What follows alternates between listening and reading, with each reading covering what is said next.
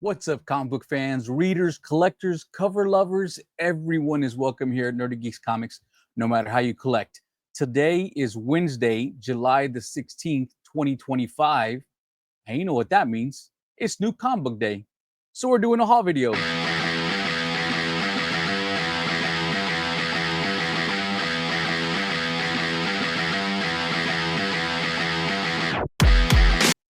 All right, guys. So I got quite a few books on my New Comic Book Day haul this week. I am trying to lower my FOCs, which I did if you watch my FOC video from last week, because I only had 25 books on order. However, that was the first week I had a small FOC, because this week I went a little out there. So anyways, let's start off with I Like Popeye. What issue? I'm not reading this, but I like this cover. Issue 5, of course, looks like the Nintendo cartridge. Pretty nice cover. Next, the last issue of Predator vs. Spider-Man. I have really enjoyed this series. It was a slow burn, and then it felt like once it got to issue 4, it just sped through to the ending, which was okay. It wasn't the best ending, but it was still an enjoyable series. I liked it. I picked it up. So here it is. And this is another series that I am not reading, but you got to pick up these books where the Sonic characters are dressed like DC superheroes. So we got Knuckles here dressed as Superman. I believe this is the 4th printing of this issue. Yeah, 4th printing. So I have to pick it up. And if there's a 5th printing, gonna pick that one up too. Next, we have Red Sonja Noir #1. I have never read a Red Sonja book ever. This was the first one I ever read, and it was all right. It wasn't bad. It had a decent story. She creates a partnership with. She gets a partner. They start their little business with their swords for hire. A girl comes out, says that she needs help to get her sister out of slavery, that the guy who has her enslaved is gonna, come, and as long as she gives him 500 medallions, I don't know what they called it, that he'll let the sister go, and things go awry, and with Red Sonja's partner who goes out there alone, so now she has to go and investigate to see what happened and figure out, how everything happened. It's kind of like your little mystery. I mean, it really is, kind of like a noir, but it was decent. I liked it. Maybe I got lucky. I don't know. And another series I'm not reading, but can't pass up an Art Germ Witchblade. I actually think this might be the first Witchblade book I ever bought that wasn't a Michael Turner. So nice little Art Germ art right there. And of course, we have Wonder Woman #23, the Adam Hughes variant. I love this cover.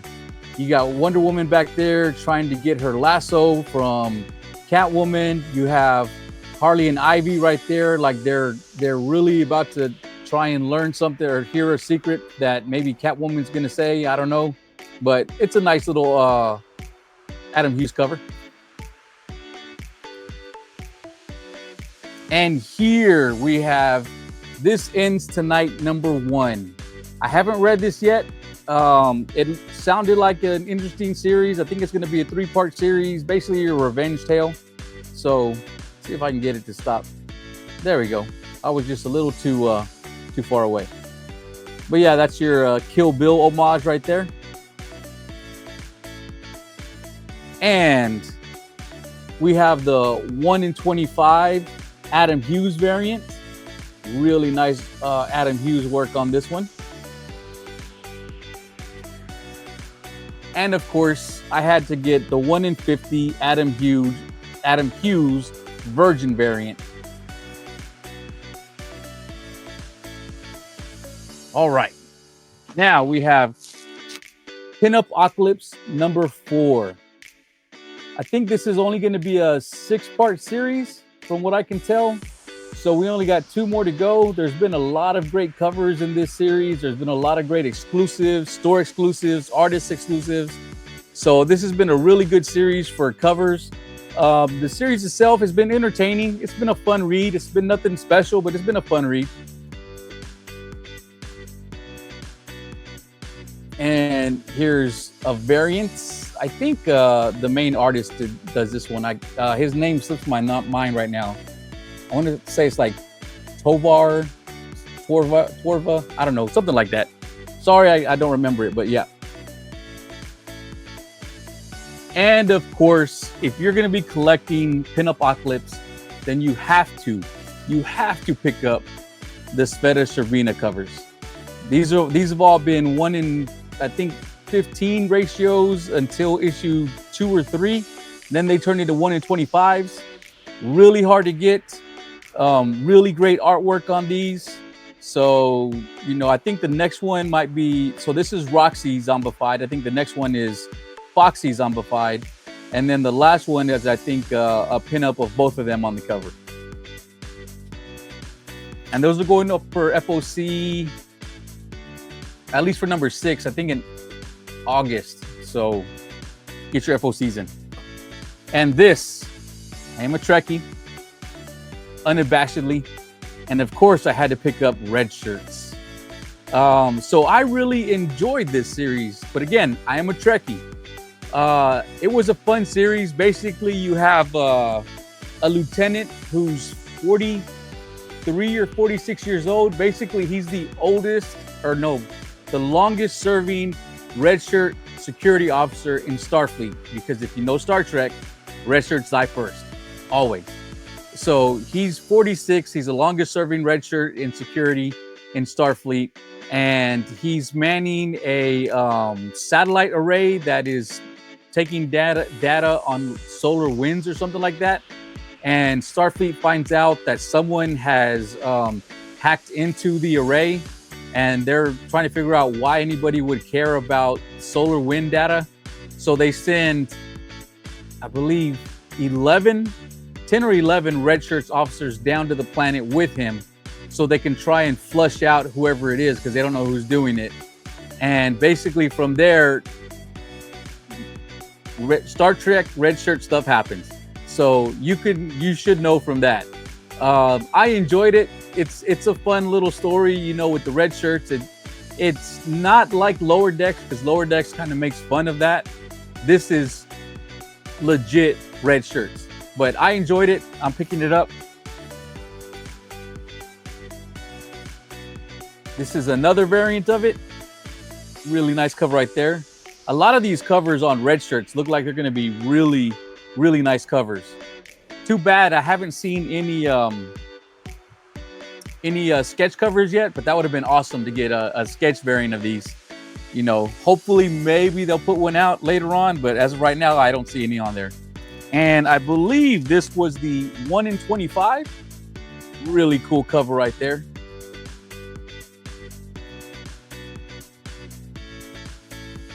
Next up, we have Godzilla Destroys the Marvel Universe. And this is, of course, the toy box cover you see right here. It looks like you have your little cutout to hang it up. But so most of these Godzilla books, the Godzilla versus books, haven't been that great. Godzilla versus Thor was actually an enjoyable story if you didn't pick it up because you read, Godzilla versus the Avengers and you're like, yeah, I'm out. Godzilla versus Thor was a fun read. I actually enjoyed it. It wasn't the best thing in the world, but it was an entertaining read. Their battle was great. And there was some great covers. So, if you like some of those covers and you're interested in the story, go pick it up. But this one wasn't bad. Wasn't the best, but it wasn't bad. I'm going to go ahead and pick up number 2, and I'm going to read number 2. Is there going to be? Yeah, there's going to be number 2. But I will be picking it up, and I will continue the story. I did like it. Basically, the book starts off with the Momen underneath New York City, tired of being, under the earth. They want to dominate the surface world. And it turns out they have vibranium down there. And it's been down there for so long and infused with something that it's some special type of vibranium. So they start to mine it, but they get really greedy with it. And apparently Godzilla is sleeping down there somewhere. So of course they wake up Godzilla. He comes up right around the Baxter building because the Fantastic Four are there, and he bursts out. And then the Fantastic Four know this is too much for them to handle. So they call on, the Avengers and say, hey, we need help. Everyone who's available, get over here. And there's an opponent that Godzilla has to face that under any normal circumstances would be somebody who would be hard for the Avengers or anybody to handle on their own, much less the Fantastic Four. And Godzilla takes this opponent out like nothing. So he is angry. And then from there, it's the Fantastic Four and the Avengers trying to hold him off, get him out of the city, keep him from destroying everything. Thor shows up. The X-Men are off planet at this time, so they can't come in and help.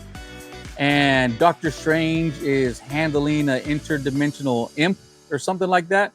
So by the time it's over, you know that despite the fact that the Avengers are there and the Fantastic Four is there and Thor showed up, they're still overwhelmed and overmatched. And, Godzilla is something to be reckoned with. So I enjoyed it.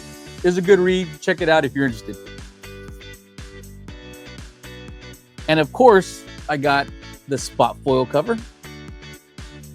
See the spot foil right there? Yeah, there you go. You see that. And a cover that was really nice was actually cover A. This was such a great cover. And it's a wraparound cover. So really nice. I really like this cover.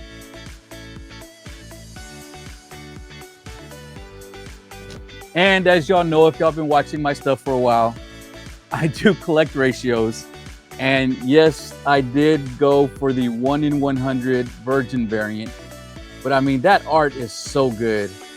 I don't remember who did this. I want to say it was Mark Brooks, maybe, who did this. Correct me if I'm wrong, but I want to say it was Mark Brooks. So, you know what? Let me find out. I was right. Mark Brooks. Yeah. Great artwork. I mean, look at all that. Look at all the characters in there. They're all drawn really well. I mean, so much detail.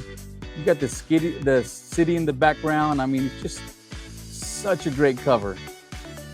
Love that cover. I had to get it. Next up, we have Vampirella number 3, and this is the Shannon Mayer Weird Science homage.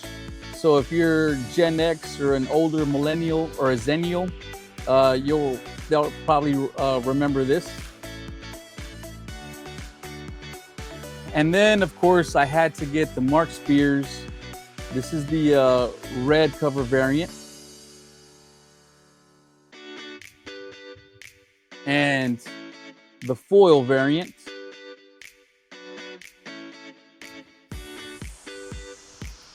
And the virgin foil variant.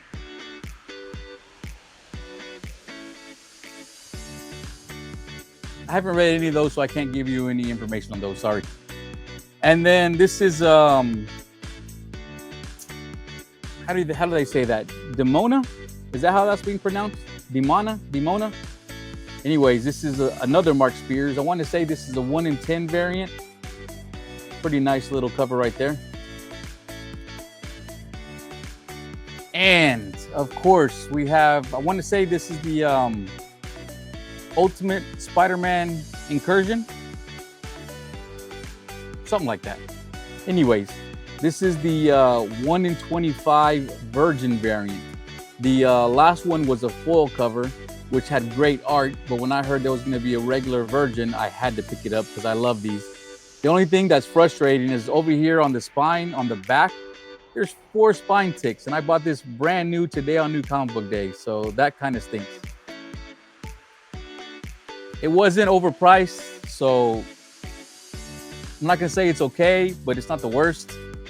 And as we all know, I am a Ivan Talavera fan. So of course I had to get the 1 in 50 virgin ratio of this one. Great cover art right there. And for my last book, I was lucky because I did not know this book was releasing until today. And it is the Secret One Per Store release by Marvel. And it's the homage to the, don't get me lying, I can't remember the number. The X-Men cover with Wolverine on there. They did an homage in Deadpool vs. Wolverine, but yeah, this was a 1 per store. I got it at a pretty good price, so I'm happy to have been able to pick it up. It was still there because I got to my store maybe an hour after they opened, and I was lucky that it was still there. So I'm happy I grabbed it. And guys, that's my last book. I appreciate y'all watching.